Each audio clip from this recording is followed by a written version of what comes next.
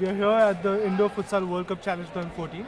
Tell us a little about the tournament. Well, we thought with the World Cup in Brazil around the corner, we had to do something for football as well. We already do a lot in football, youth football especially, with the Delhi Youth League, the Youth Football International Academy. So we had to do something on the World Cup. It's quite hot outside at the moment, so we thought let's go inside, air conditioned, and do some futsal, which is also original Brazilian. And so, are you doing it across different age groups? How are you doing this year? We had an under 11 group and an under 13 group this morning, and now we do under 15 and an adults group. Normally we also play with younger and older ones. We play with more age groups, but you know we had limited space, so we only had these 4 age categories.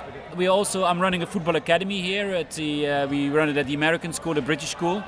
We run it at Amity schools in Gurgaon and Saket. We have four locations, which is an academy where we coach children with international coaches how to play football. And then on Sunday, I'm the chairman of the Delhi Youth League.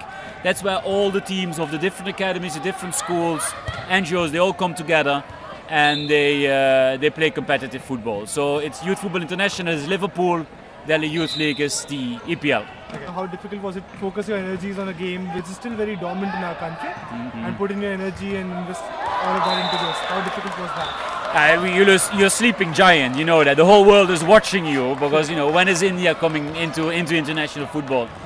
So that's an easy start to make because you can build it up from the ground. What is necessary, you use very much in India to train and to play short tournaments. Even the I-League is short. The new Super League is short. What is important for footballers, especially for young footballers, is to play over a certain time period, 7 or 8 months. And that's why we started the Delhi Youth League, which is crucially different from a tournament. The tournament is short, the league is long. It's 15 to 20 matches. Every Sunday you have to be there again. You get known, you get used to your teammates and you know where they run and where they play. And you need the stamina to keep on going. And that's new to India. And I had many people tell me it will not work. Climate is not good. We have exam periods. It's too hot, it's too cold, it's too wet, it's too dry.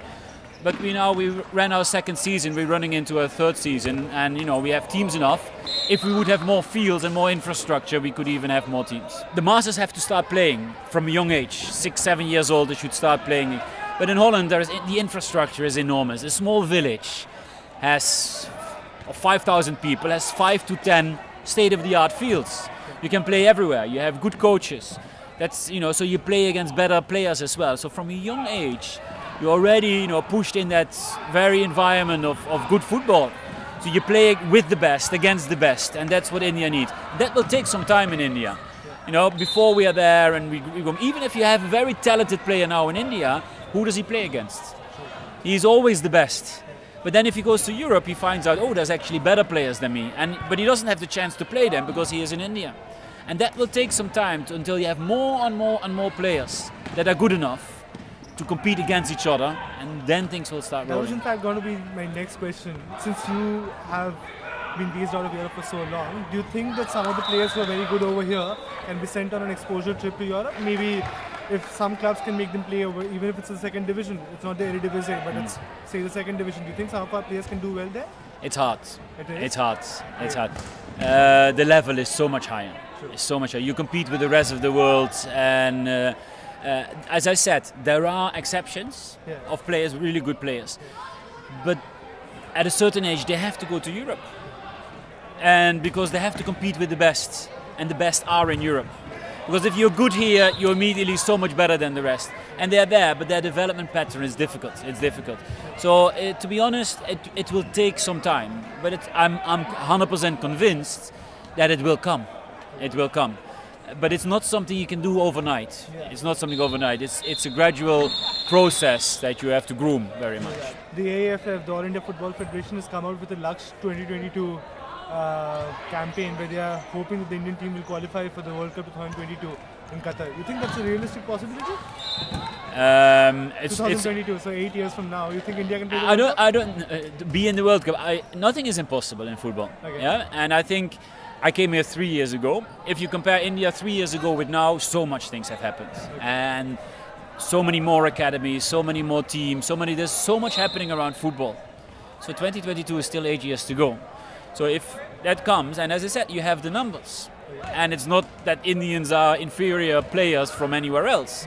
It's just the facilities and the training that needs to be improved. And in 8 years you can do a lot. It will be very difficult, but never say never. Final question, Paul. World Cup's coming up. Who do you think will win? I know the heart says Netherlands. But what does the mind say? I'm afraid it's not going to happen. I'm afraid it's not going to happen. And it's even more difficult to say who's going to win because they are kind of our enemies. And that's Germany. I think Germany will win it. But there's never been a European club who won in Latin America. So Argentina, Brazil are of course. Right up there.